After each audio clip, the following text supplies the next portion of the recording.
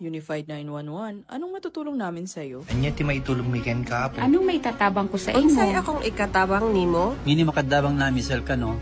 Sa anumang wika o dialekto, may tulong na darating sa iyo.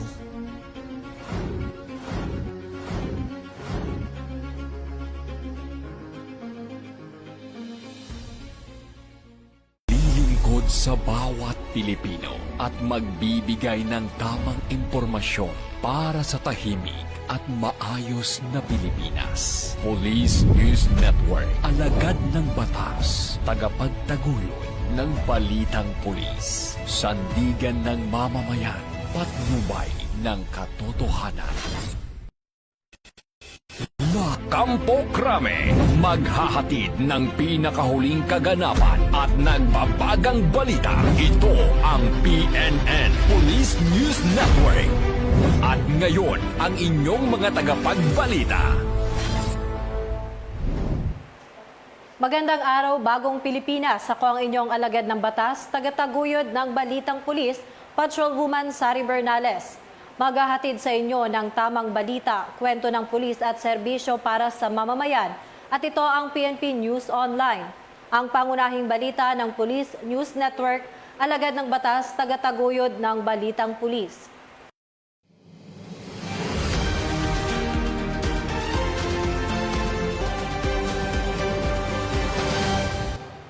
Narito ang mga balitang hatid ng ating PNN correspondents mula sa iba't ibang panig ng bansa.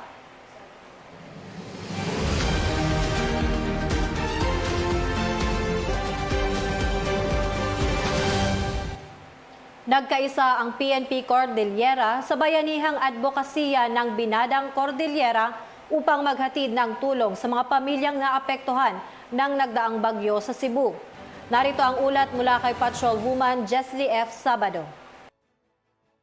Namalag ang mga tauhan ng Police Regional Office Cordillera ang diwa ng Binadang o Bayanihan matapos silang makiisa sa inilunsad na relief operation na tinaguriang Binadang Cordillera para sa mga kababayan sa Cebu na matinding naapektuhan ng Bagyong Tino noong Nobyembre 4, 2025. Bilang tugon sa panawagan ng tulong, agad na nagsanib puwersa ang Regional Mobile Force Battalion 15, Benguet Police Provincial Office at ang Office of the Civil Defense Cordillera sa pangunguna ni Ginang Christine E. Molitas, Vice Chairperson ng BAG-PTD, sa pakikipag-ugnayan sa Regional Community Affairs and Development Division ng Police Regional Office 7.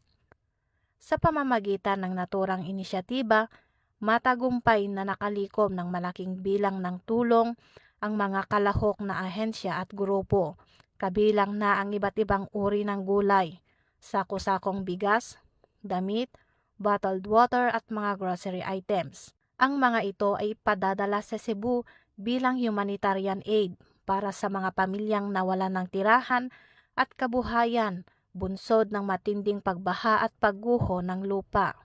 Ayon kay Police Brigadier General Erickson Dilag, Regional Director ng PROCAR, ang pakikilahok ng PNP Cordillera sa Binadang Cordillera ay patunay ng patuloy na malasakit ng kapulisan hindi lamang sa kanilang rehiyon kundi sa buong bansa.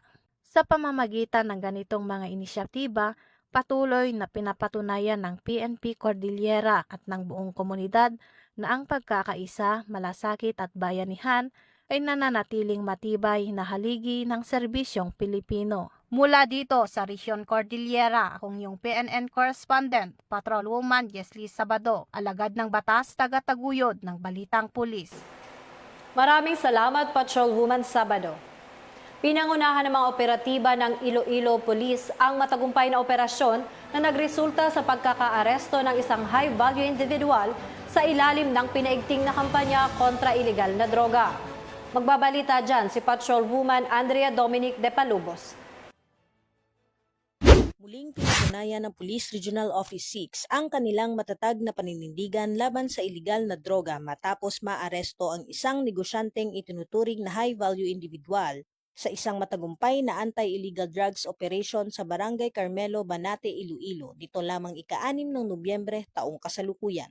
Ang operasyon ay isinagawa ng Iloilo Police Provincial Office Provincial Drug Enforcement Unit Team 2 katuwang ang Banate Municipal Police Station, 2nd Iloilo Provincial Mobile Force Company at Provincial Intelligence Unit.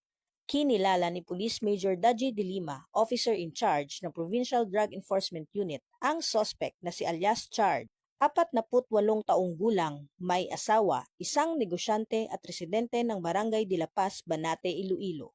Nasamsa mula sa suspect ang 3 sachet ng hinihinalang shabu na may kabuuang timbang na 72 gramo kasama ang marked money at non-drug items. Kasalukuyang nasa kustudiya na ng Banate Municipal Police Station ang suspect para sa tamang disposisyon at nahaharap sa kasong paglabag sa Republic Act 9165 o ang Comprehensive Dangerous Drugs Act of 2002.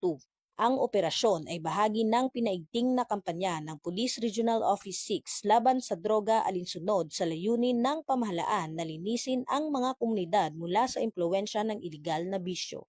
Ang operasyon ay bunga ng walang humpay na dedikasyon ng kapulisan upang mapanatili ang kapayapaan, kaligtasan at kaayusan ng komunidad at maprotektahan ang mga kabataan laban sa masamang impluwensya ng droga. Patuloy namang nagpapatupad ng masinsinang anti-drug operations ang Police Regional Office 6 sa buong Western Visayas upang masiguro ang kaligtasan, katahimikan at disiplina sa mga komunidad. Mula dito sa Police Regional Office 6, ako ang inyong Police News Network Correspondent, Patrolwoman Andrea Dominic Dipalobos, alagad ng batas, tagataguyod ng Balitang Pulis. Maraming salamat, Patrolwoman Dipalobos. Pinaigting ng Cebu Police Provincial Office ang kanilang preparasyon at koordinasyon upang matiyak ang kaligtasan ng mga mamamayan sa gitna ng banta ng masamang panahon.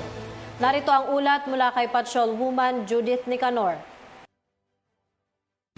Naka-full alert status na ang buong puwersa ng Cebu Police Provincial Office bilang paghahanda sa posibleng epekto ng papalapit na bagyong Uwan.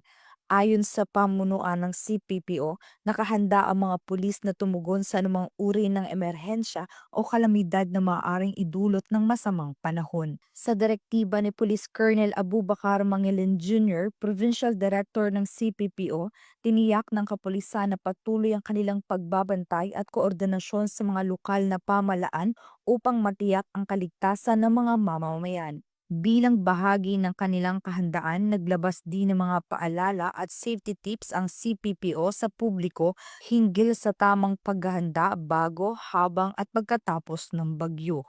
Kabilang dito ang maagang paglikas sa mga mabababang lugar at pagtitiyak ng komunikasyon sa mga otoridad sakaling kailanganin ng tulong. Tiniyak ng CPPO na mananatiling visible at handa ang mga kapulisan sa buong lalawigan ng Cebu upang magbigay ng agarang tulong, panatilihin ang kaayusan at masiguro ang kaligtasan ng bawat residente habang nananalasa ang bagyong Uwan. Mula dito sa Central Visayas, ako inyong Police News Network Correspondent, Patrolwoman Judith Nicanor, alagad ng batas, tagataguyod ng Balitang Pulis. Maraming salamat, Patrolwoman Nicanor. Agad na kumilos ang mga tauhan ng Biliran Provincial Mobile Force Company upang mailikas sa ligtas na lugar ang mga residenteng posibleng maapektuhan ng malakas na ulan at pagbaha. Magbabalita dyan si Patrolwoman Cristel Palafox. Ay nanay sa katuparan ng mga tauhan ng Biliran Provincial Mobile Force Company ang preemptive evacuation sa mga residente ng Biliran at karating na lugar na labis na napektuhan ng bagyong Uwan nito lamang 8 at 9 ng Nobyembre taong kasalukuyan. Sa pamumuno ni Police Brigadier General Jason L. Capoy, Regional Director ng Police Regional Office 8 at sa pangunguna ng Biliran PMFC, katuwang ang MDRRMO, PCG, BFP sa naturang lugar, mabilis at alerto nilang naisagawa ang preemptive evacuation. Ang pinagsanib na pwersa at pagsisikap ng mga kapulisan at iba pang kawani ng gobyerno ay nagtiyak ng kaligtasan at seguridad ng mga apektadong pamilya sa pamamagitan ng maagang paglikas at pinatibay na kahandaan ng komunidad laban sa bagyong Uwan. Layunin ng hakbang na ito na magbigay ng taus-pusong pagseserbisyo para sa kaligtasan ng bawat mamamayan, lalo na sa panahon ng kalamidad. Palaging pinapalalahanan ang publiko na makipag-ugnayan sa mga kinaukulan kung kinakailangan ng agarang tulong at patuloy na makinig sa opisyal na abiso ng lokal na pamahalaan. Mula dito sa Eastern Visayas, ako ang inyong PNN correspondent, Patrolwoman Palafox, alagad ng batas, tagataguyod ng Balitang Pulis. Maraming salamat, Patrolwoman Palafox. Mabilis na aksyon ng mga pulis sa Zamboanga City ang nagresulta sa pagkakaaresto ng suspect na sangkot sa ilegal na droga. Narito ang ulat mula kay Patrolwoman Joyce Abiog. May na naaresto ng mga tao ng Regional Drug Enforcement Unit 9 sa tulong ng NISG Western Mindanao, 2nd ZMFC, Seabourn at Zamboanga City Police Station 9 ang isang high-valued individual sa isinawang buy-bust operation sa barangay Tulungatong, Zamboanga City. Kinilala ng mga otoridad ang suspect na si alias Bossing, 28 taong gulang at residente ng naturang barangay. Na-recover mula sa suspect ang isang heat-sealed transparent plastic sachet na naglalaman ng hinihinalang shabu na may bigat na tinatayang 50 gramo at may halagang 300 at 40,000 piso. Na-recover din ang 1,000 piso na mark money at 49 pieces 1,000 peso bill bilang bugos money. Sa ngayon, ang mga nakumpiskang ebidensya ay dinala na sa Regional Forensic Unit 9 para sa masusing pagsusuri, habang ang suspect ay kasalukuyang nasa kustudiya ng Zamboanga City Police Office para sa tamang disposisyon. Mula rito sa Zamboanga Peninsula, ako ang inyong PNN correspondent, Patrolwoman Joyce Abiog, alagad ng batas, tagataguyod ng Balitang Pulis. Salamat, Patrolwoman Abiog. Sa magkasanib na operasyon ng PNP at PDEA BARM, 2 suspect ang naaresto at nasabat ang tinatayang mahigit 1.7 na milyong halaga ng hinihinalang shabu. Magbabalita dyan si Patrolwoman Leonora Gawang. Samang 1.7 milyong halaga ng shabu mula sa 2 naarestong drug suspect sa isinagawang drug buy-bust operation ng PNP at PDEA sa Sinsuat Avenue, Rosario Heights, Cotabato City nito lamang 7 ng Nobyembre taong kasalukuyan. Kinilala ni PDEA BARM Hill Cesario Castro ang mga suspect na sina alias Mimi, 43 na taong gulang, isang magsasaka, at si alias Maggie, 39 na taong gulang. Naging matagumpay ang naturang operasyon dahil sa pinagsanib puwersa ng mga operatiba ng PNP at PDEA BARM na nagresulta sa pagkakaaresto ng mga suspek at pagkakasamsam ng mga hinihinalang iligal na droga. Nasamsam mula sa mga suspek ang 5 piraso ng heat-sealed transparent plastic sachet na naglalaman ng tinatayang 250 gramo ng hinihinalang shabu na may halagang 1,700,000 pesos, 2 Android cellphone at buy-bust money. Sa ngayon ay nasa kustudiya na ng PDEA BARM Jail Facility ang 2 drug suspect at mahaharap sa kasong paglabag sa RA 9165 o Comprehensive Dangerous Drugs Act of 2002. Ang tagumpay ng operasyon ay bilang bahagi ng pinaigting na kampanya ng PNP at PDEA laban sa iligal na droga, partikular sa pagtutok sa mga personalidad na sangkot ng mga iligal na aktibidad upang mapanatili ang isang ligtas at mapayapang Bangsamoro. Mula rito sa rehiyon ng Bangsamoro, ako ang inyong Police News Network correspondent, Patrolwoman Leonora Gawang, alagad ng batas, tagataguyod ng Balitang Pulis. Maraming salamat, Patrolwoman Gawang. At sa kakapasok lamang na balita, ang bagyong Uwan ay namataan patungong West Philippine Sea itong umaga ng Lunes matapos tawirin ang Luzon. Ito ay ayon sa DOST Pag-asa. At mga ka-PNN, 45 days na lang, Pasko na.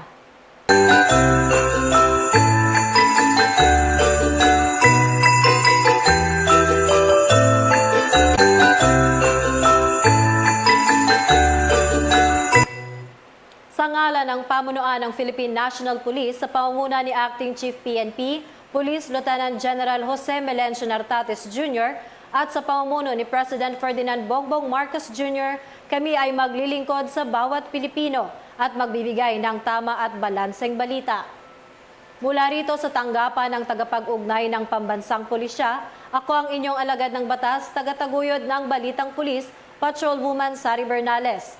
Maghahatid ng tamang balita, kwento ng pulis at serbisyo para sa mamamayan. At ito ang PNP News Online, ang pangunahing balita ng Police News Network. At ito ang bagong PNP para sa bagong Pilipinas. Serbisyong mabilis, tapat at nararamdaman.